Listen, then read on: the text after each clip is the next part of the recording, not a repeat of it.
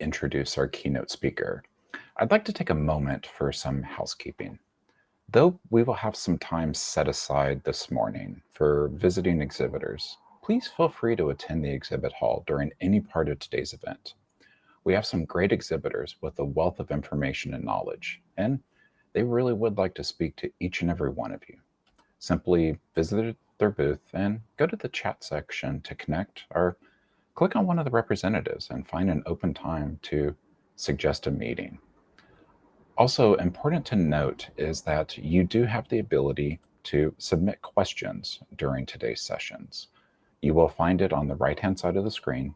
You can either drop a message into chat, or you can hit the next tab over and use the Q&A to send us a direct question and let us know that you have something that you would like answered. But now it's my great pleasure to welcome your keynote speaker to the stage, Dr. Jennifer Shieh. Jennifer Shieh works to build an inclusive innovation ecosystem in the SBA Office of Investment and Innovation. Previously, she served as Chief Scientist of America's Seed Fund, championing technology commercialization. Throughout her federal career, Jennifer has built cross-sector partnerships and coordinated interagency policy, including as Assistant Director for Entrepreneurship at the White House Office of Science and Technology Policy, or OSTP. Prior to SBA, Jennifer managed the Small Business Program for the National Heart, Lung, and Blood Institute, and served as a Program Director at the National Cancer Institute SBIR Development Center. She was also involved in product and customer development and precision medicine and mobile game startups. Jennifer studied brain and cognitive sciences at MIT, then earned her PhD in neurosciences at Stanford University. Now, before Jennifer takes the stage, she wanted to share a quick video with you, which will start right now.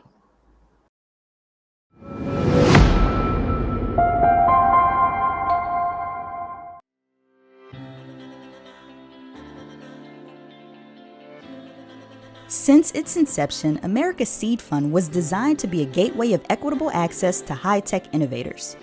Growing from $40 million in 1983 into the country's largest source of non-dilutive funding, the Small Business Innovation Research and Small Business Technology Transfer programs now provide over $4 billion each year in funding to small businesses in a wide variety of technology areas. In the 1970s, advocates began championing the National Science Foundation to support the research of small businesses to advance U.S. global competitiveness.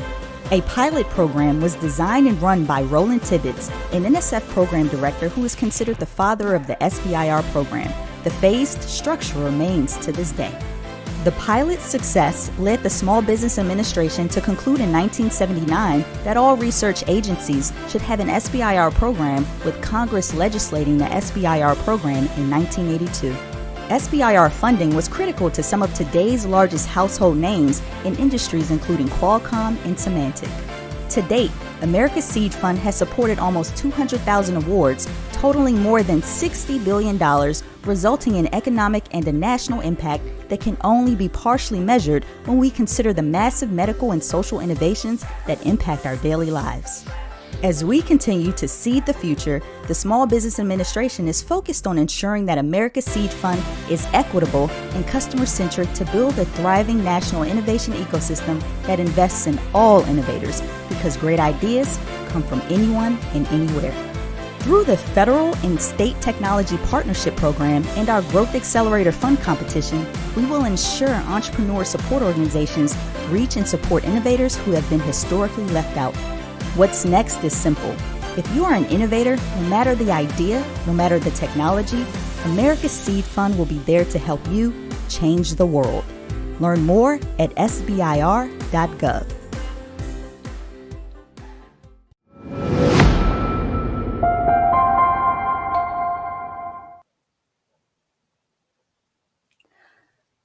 Thank you so much, Del, and the entire team of the Mesas to Mountains Catalyst Coalition for inviting me here today and for doing all the great work that you do, like putting on this summit and making it freely available to ensure that anyone, anywhere, can access the information and connections to valuable resources that can help move forward their entrepreneurial journeys. I want to also thank Brittany Sickler, our welcome addressee, for being an incredible accomplice for good while at SBA. So she and I actually started the same day in the Office of Investment and Innovation, but also for continuing to be a beloved and incredible friend and mentor and accomplice for good in her new role at a different agency. I was watching a movie the other day, and it was a Marvel superhero one. So you have to wait through all the credits to make sure you get to see the post-credit scene. And there are so many names in those credits, right? Scrolling by many, many minutes. And those names represent a huge number of different people with different roles and perspectives and resources that it takes to make a movie happen. And that's just the direct involvement. I was thinking how we should have these movie style credits of all the different people and roles and perspectives that it takes to create any new program or policy happen. And I was also thinking just how grateful I am to be part of a community of innovators within the federal government who knows that the work that we are doing is important because of how directly it impacts the work that you are doing. You know, honestly, right, there's movie style credits needed to reflect how you bring your innovative ideas to physical life and make the products and services that improve our lives every day. If we had the credits running on that last video, it would have kept going and going and going since it was covering all 40 years of the existence of the SBIR, Small Business Innovation Research Programs. But so often we hear the stories and celebrate individuals, the founder or the innovator or the Nobel Prize winner. And I just as an aside, Jennifer Doudna and Carolyn Bertozzi, both Nobel Prize winning scientists, each founded companies based on their work that made use of America's Seed Fund to make sure that their cutting edge research and discoveries didn't just stay in a lab or the pages of a journal, but actually made it out into the world to do good things for people. Sometimes, when you're starting out especially, or if you're in the long middle slog, it can feel like you are the one and only, that you have to face all those uphill battles alone. And it's exhausting. So, the main message I have today for you is that you are not alone. And we are going to go far together to change the world for good. And I am so grateful to you that you're willing to invest your time and energy and talent to solve big problems. You're probably not here to hear me do my gratitude practice, so let's just get to some actionable information for you and bring everyone into the same space to make the most of the sessions you're going to hear later today. I do think structure can tell a lot about function. And maybe that speaks to my neuroscience degree, but let me tell you a little bit more about where I sit organizationally. Right now, I'm actually sitting in Kansas City, Missouri at a co-working space that was converted from a junior high school. So hence the blackboard back there. But, you know, I'm also sitting on a couch. So we can just think about this as you and I are having a good conversation next to each other. I'm just sharing my knowledge here with you and helping you figure out where you can go. In the US Small Business Administration, SBA, is one of those places you can go. SBA works to ignite change and spark action so that small businesses everywhere across the country can confidently start, grow, expand, or recover. It was created in 1953 and is the only cabinet-level federal agency that's fully dedicated to small business and innovative startups, and it provides counseling, capital, and contracting expertise as the nation's go-to resource and voice for small business owners and entrepreneurs. We're in the Office of Investment and Innovation, which supports high-growth small businesses like yours from idea to IPO. And we do that through three primary means. America's Seed Fund. We're going to talk all about the Small Business Innovation Research, SBIR, and the Small Business Technology Transfer, STTR programs. Sometimes, if you're more familiar with the defense ecosystem there, you might hear it referred to as Sbir, and so we'll just stick with America's Seed Fund. But the SBIR program has been around since 1982 and has provided over $60 billion of funding to turn research into products and services. And I will, many people have questions about, is it still going? You know, we just celebrated, or we're still celebrating 40 years. And indeed, we will continue at least through 2025. So the SBIR and STTR programs have been reauthorized. And so there will continue to be funding over the next few years. So America's Seed Fund. We also, the Office of Investment and Innovation, focuses on building a national innovation and investment ecosystem. And we build this ecosystem through our partners like Arrowhead Center, our hosts, Alaska Center ICE, TechLink, and the University of Idaho, as well as many other organizations across the entire United States and territories. And so I'll dig in a little bit deeper about some of those partners in case you're joining us not from New Mexico, Alaska, Montana, or Idaho. And then the third key program that the Office of Investment and Innovation focuses on and supports small businesses through is America's Growth Fund, the Small Business Investment Companies, or SBIC program, which increases access to capital for growth stage businesses. I'm not going to talk too much about the SBIC program. I'm really going to dig in on America's Seed Fund.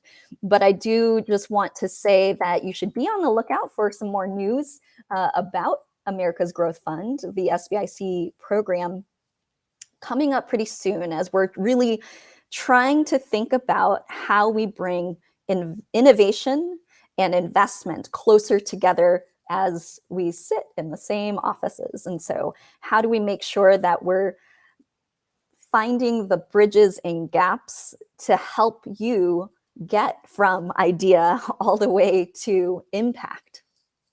So I'm going to talk a lot more about America's Seed Fund. Funding for technology-focused entrepreneurs who want to change the world. And so I'm thinking that's why you're here today.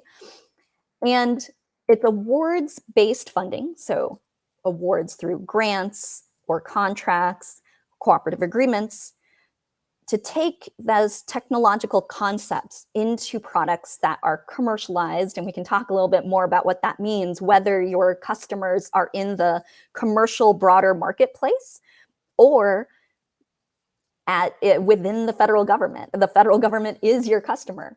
But ultimately, these products and services are benefiting the American people. And each year, America's Seed Fund awards funding to 4,000 companies on average, and about $4 billion of non-dilutive capital. So basically, unlike other sources of early stage funding, the US government doesn't take ownership or equity or ownership of your intellectual property from your company or technology. And I know that tomorrow you're going to hear a lot more about all of the nuanced ways that you can help protect that intellectual property.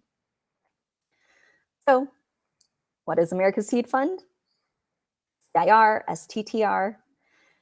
The main differences, and sometimes I might end up slipping into the government acronym world of SBIR, but I often mean both SBIR and STTR programs. And so the main difference between SBIR and STTR is that while small businesses can partner with universities and other nonprofit research institutions through the SBIR program, the STTR, Small Business Technology Transfer program, requires the small business to partner.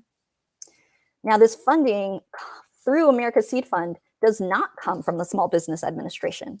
It comes directly from 11 federal departments who participate. And these agencies power America's Seed Fund, investing in your solution. But ultimately, this program is around giving you freedom to run your business according to your vision, to innovate. And we know that great ideas can come from anywhere and anyone.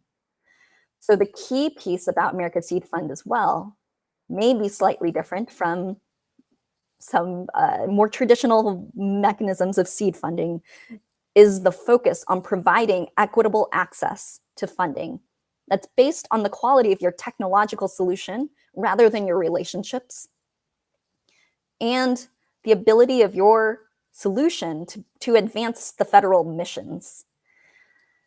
So how is it structured? Phase 1, proof of concept, 6 to 12 months of funding, anywhere from $50,000 to $275,000. You can move on to then phase 2, which is more further research and development. It's typically 2 years, $750,000 to $1.8 million. And then those phases are what is the funding that's reserved to go specifically to small businesses from each of these 11 different federal agencies. But what happens there is, with phase 1 or phase 2, SBIR or Sttr funding, it unlocks phase 3 sole source access to the $665 billion federal contracting marketplace. So phase 3 actually does refer to both private sector commercialization as well as commercialization within the federal contracting purview. But this is, an area that direct award access to the entire federal contracting marketplace is one of the benefits of being able to compete and win a phase 1 or phase 2 award. Do you want to talk a little bit about the agencies? And I highly encourage you to go check out the expo hall and visit with the agencies that are here. But in general, we can kind of think about the federal agencies split into 2 key different categories. One set of agencies is really more market-driven. They invest in technologies that are going to solve problems through the commercial marketplace. They don't think of themselves as agencies that are going to ultimately be your end customer. So the National Science Foundation, the National Institutes of Health, U.S. Department of Agriculture are more market-driven. They think of that end user is more the commercial marketplace. And then there are agencies that are what we might describe as more mission-driven, where they're investing in technology that solves a government-defined problem, where the federal government might actually be an end customer, but there's still the dual-use commercial potential. So the Department of Defense, which is about half, funds about half the program each year, is one of those mission-driven agencies. Department of Homeland Security maybe is another, or NASA.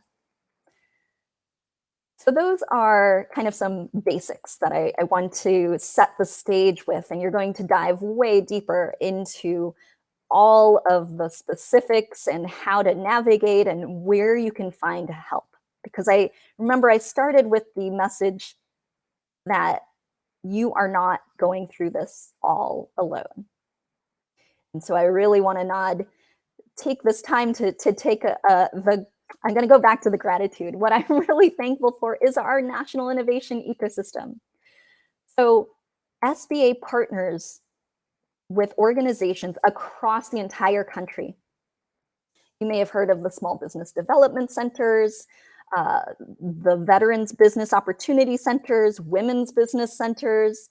So SBA funds all of those. We also do partner with the Department of Defense funded Procurement Technical Assistance Centers, PTACs, and within the Office of Investment and Innovation to help companies like yours directly.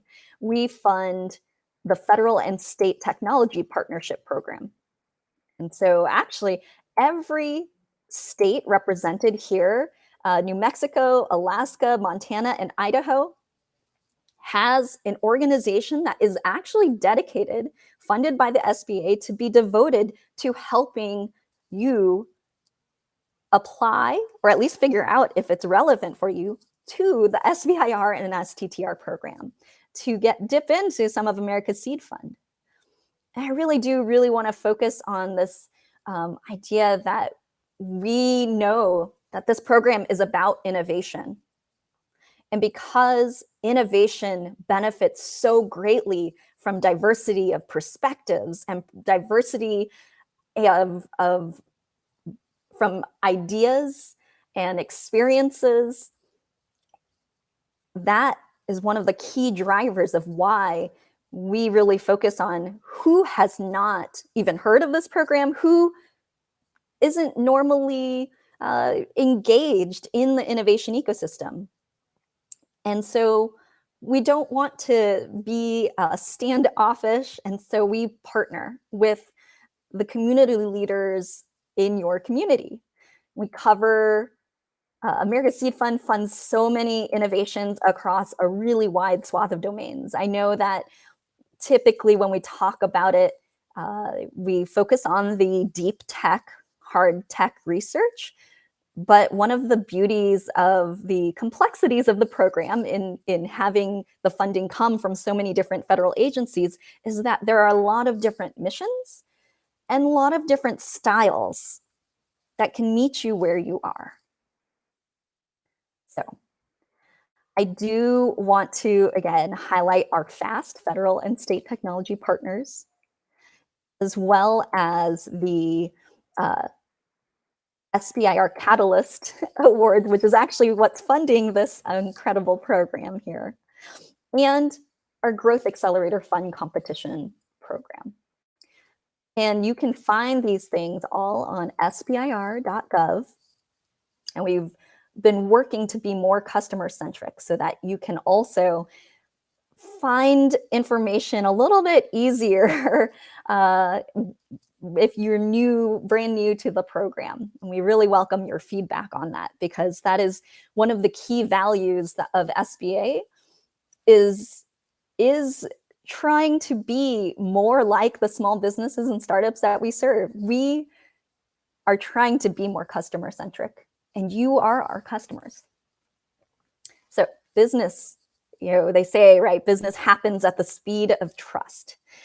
And talking about this great innovation support network, what I spend my days thinking about now as Director of Ecosystem Development is how can we in the federal government enable the environment that's going to lead to more trust and faster answers to your problems, to the problems that federal agencies come up with. And that's why we're trying to create these opportunities for the organizations through FAST, through the Growth Accelerator Fund Competition, through SBI or Catalyst, and particularly Catalyst, these opportunities for organizations across these different states and institutions to collaborate. Because we know that getting back to our movie credits, the scrolling list of credits of all the possible pieces that can come together and help us make a real difference is what we know is so important. And so as part of that too, I want to highlight that SBA participates and helps lead and coordinate across the entire federal lab to market community. So we already have congressionally mandated partnerships with the federal agencies that fund America's Seed Fund. But we are also working with other federal agencies like Economic Development Administration, where Brittany is now, to cut across these silos, because we know that ultimately it doesn't matter where you find resources, you just want answers to problems, right? And it shouldn't matter what federal silo that solution is coming from. So please do reach out and let us know how we can do better at that, and know that this network exists. You are not alone, and we're going to go far together to change the world for good. So thank you. And now I'm happy to answer questions and have more of a dialogue rather than me talking to myself in this camera. Well, thank you very much, Jennifer. We do have a couple of questions that have come in. I really like that you, before we get to that, probably this actually will help everybody. I like that you highlighted all of the different kind of resources, all of the different states that come together, provide this great just wealth of assistance and knowledge. But where's the best place for somebody to go to find out about the resources that are available to them in their state? So sbir.gov, there is a local assistance tool. And so, I would say you can definitely go there.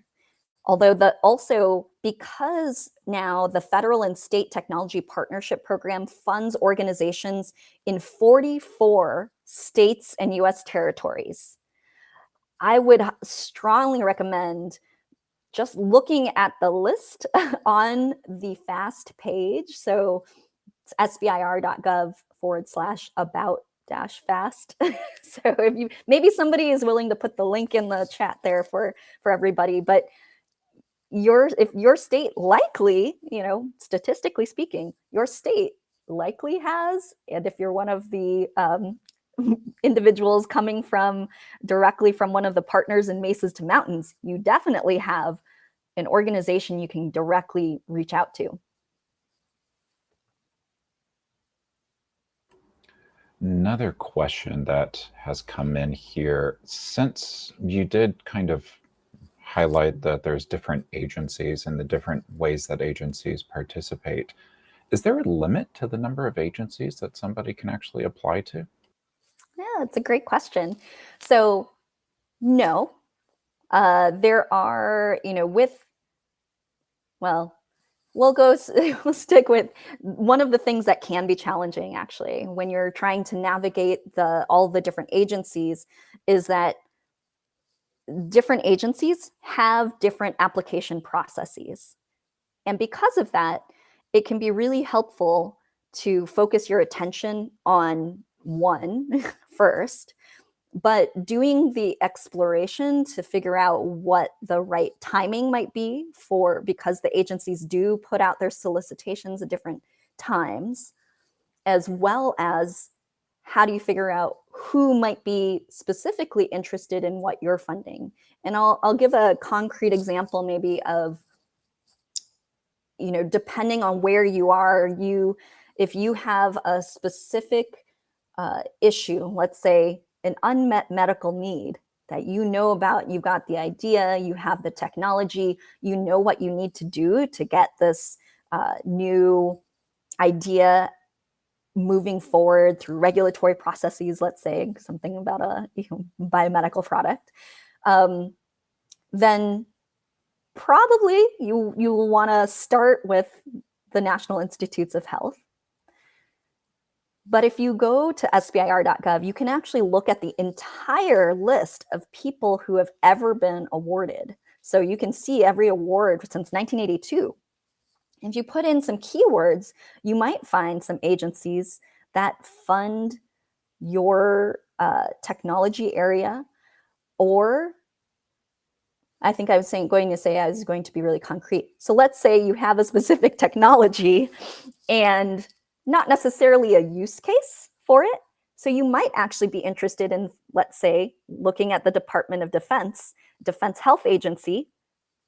Department of Defense does fund health product development, but they will be kind of putting out specific problem sets that they're looking to solve.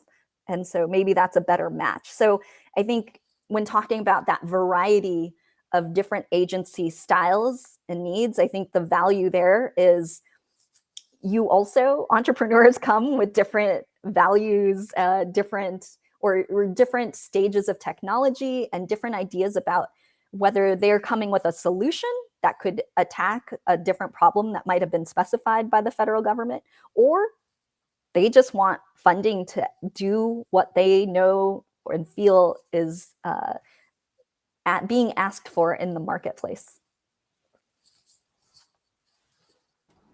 And so this is a really great question that came in, and it's one that I hear a lot, and I'm never actually certain myself how to answer it. You talked about the SBIR and STTR programs, Jennifer, and what SBA does, but what exactly is SBA's role in the SBIR and STTR programs? Oh, that is a great question. Thank you so much. The way I like to describe our role in the SBIR and STTR programs, because we do not have any of the direct funding to direct to small businesses. So our key role is in setting the policies and guidance to the agencies, and really we're the coordinating and convening agency, which is why we kind of see and know what's going on across all the different agencies. So I really like to think about it as we try to empower the agencies to make use of small businesses to meet their missions, but also we serve as that voice, right? We serve as the voice for small business and bring the small business perspective when engaging with the agencies and as they're thinking about doing new programs, putting things out, making changes. We try to bring that small business perspective because rightfully so, the agency's role is being the technology expert, right? The industry area expert, because these are science funding agencies and that's what they know. That is not SBA's role. We're not going to get into the technical details of any of the issues. What we try to think about is how can we support that pipeline? And so then ultimately we serve kind of pre-phase one, SBA's role to bring in more diverse innovators. The last few years, we've had almost 46% of across the agencies, 46% of the winners have been first-time winners. So trying to make sure we have that robust pipeline of new innovators who come in and bring the diversity of ideas and innovations to meet federal agency missions. And then then the agencies really focus in on that phase one and phase two. We also can kind of help on that back end, and it's one that we've less focused on, but phase three and beyond. So SBA does have the Office of Government Contracting and Business Development.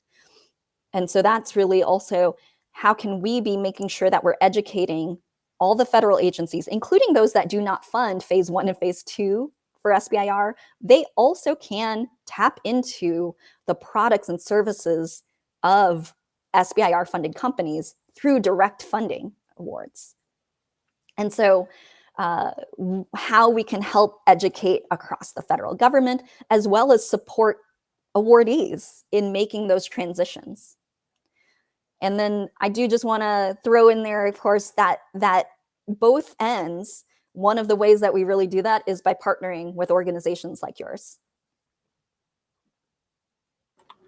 So this is actually a question that got dropped into chat and something that I know is near and dear to everybody's heart. And I'm going to wrap a couple of points together because there's a lot of unknowns right now.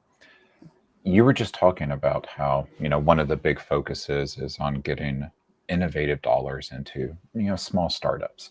And there's a lot of questions now out there about reauthorization. What does reauthorization mean? What's going on with reauthorization? You had all of these senators that were talking about how the SBIR programs are only really helping a few and that there's these SBIR mills. And, there was a lot of conjecture and a lot of maybe people weren't really understanding when they discussed the programs. So kind of with that in mind, what does the SBA do, particularly in the vein of reauthorization, to make sure that there aren't these SBIR mills? Is there a max number of awards? What does that process actually look like?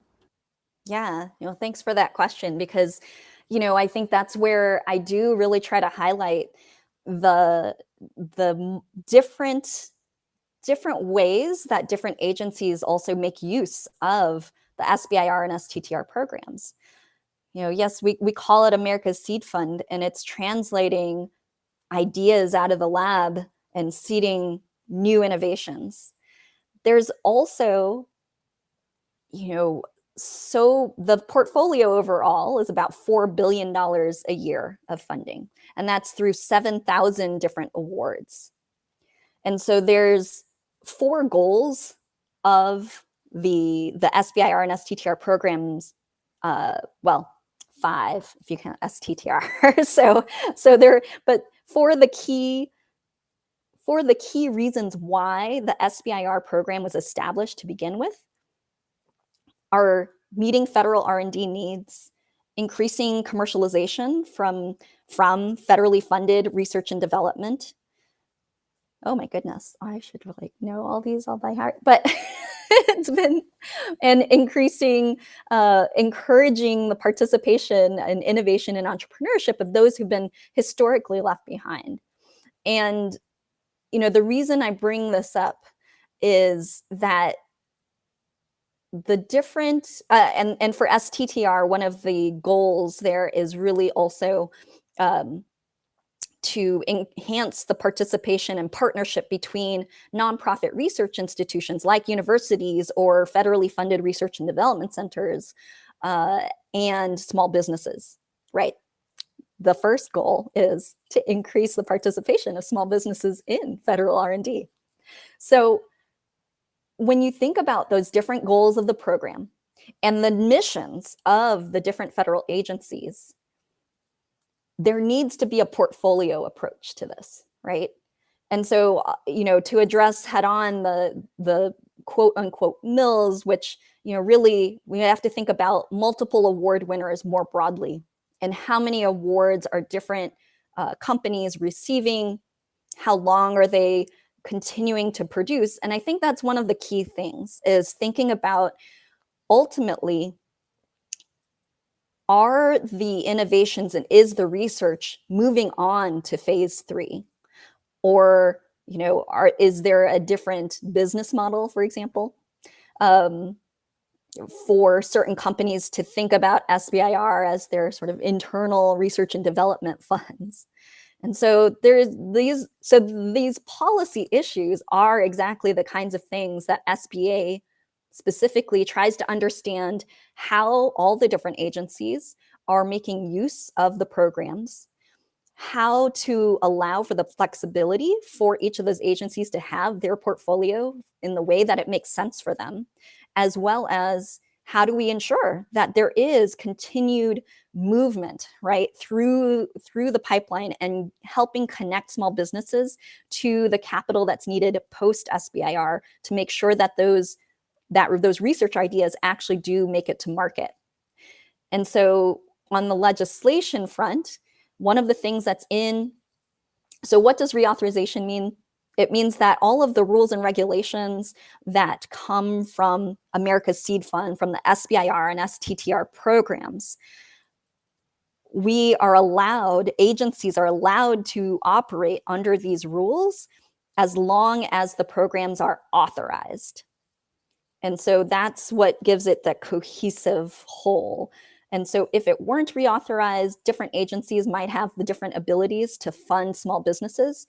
But where SBA tries to coordinate and make it easier for a small business to actually participate and get funding and perform R&D on behalf of these agencies, that's where one of the policy roles that we play, and also in trying to help balance and understand what that landscape looks like. So I forget now if I've actually answered your question, because I think I gave a lot of backstory. But I will say one of the things in the most recent extension, SBIR and STTR Extension Act bill that has now been signed into law, which extended the programs so that they are authorized and all the agencies can fall under this. One of the key provisions, I do think, or one of the key reasons why it's important for all the agencies to have the SBIR and STTR authority is because of the special nature of this program in protecting data rights. So this is your intellectual property. This is the data that is key to what you have developed under these awards. And that is something that's a little bit different than standard federal contracts.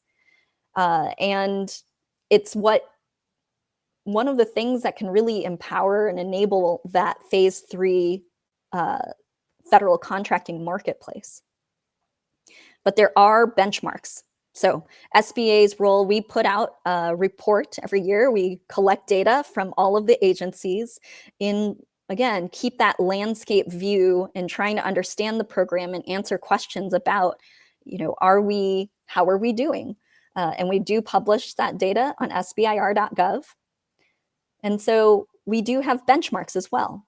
So there is an interest in making sure that companies that win awards are transitioning. And so there's a benchmark to go from phase 1 to phase 2 and looking at, and if you don't meet these benchmarks, you can't continue to participate in the program, as well as phase 2 into commercialization.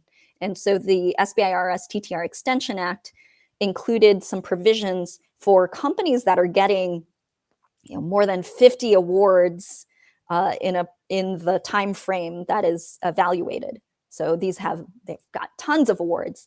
The benchmarks are harsher. They're going to be harder, where they can't participate unless there are a lot more hoops to jump through to show that they're actually providing value through this program. Well, and as we kind of get ready to move on to our next item on the agenda, one question that I would like to put before you, Jennifer, and this is actually a question that I've asked a couple of people from the Office of Innovation and Investment at SBA, and when I do weird on-the-spot interviews, and it's always interesting to me to get different people's perspective.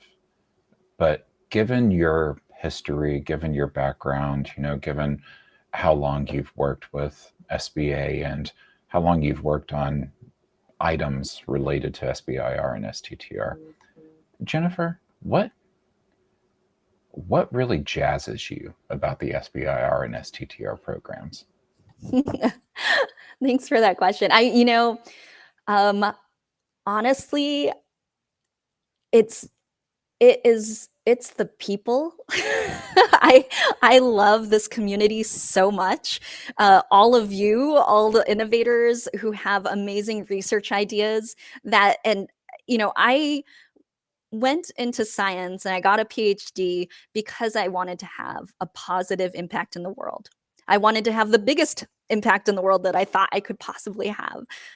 Now, my research didn't really pan out in that direction, but when I got engaged in this community, just the idea of the ideas getting out there that can change the world that we see every day. And then now where I am, what I also love is collaborating with the innovators who help innovators. So having that reach and that network and working with people like you, Del, and your colleagues across that innovation ecosystem, the ones helping directly every individual entrepreneur, as well as the innovators within the federal government. I don't know if it's because we work in this area, but it's really that spirit does infuse everybody who's in this community across the federal landscape as well. And so I just get so excited every day thinking about how much we could possibly do, how much good in the world we can all do if we are working together. So that's why I'm really excited about this new role in looking at how do we help make those answers and solutions happen a little faster, maybe. So thanks for the question and thanks for inviting me here. Yeah, and I think that just gave us an awesome answer and really sets us up to kind of move on. So Jennifer, thanks again for those great remarks and a great keynote to just kind of really set the tone for today. Yeah, definitely check out that expo hall and connect with the people and learn. I'm in a school. You should also be learning all day. Bye. Perfect. Well, everybody, and Jennifer, thank you again for the remarks that you gave. They're super appreciated.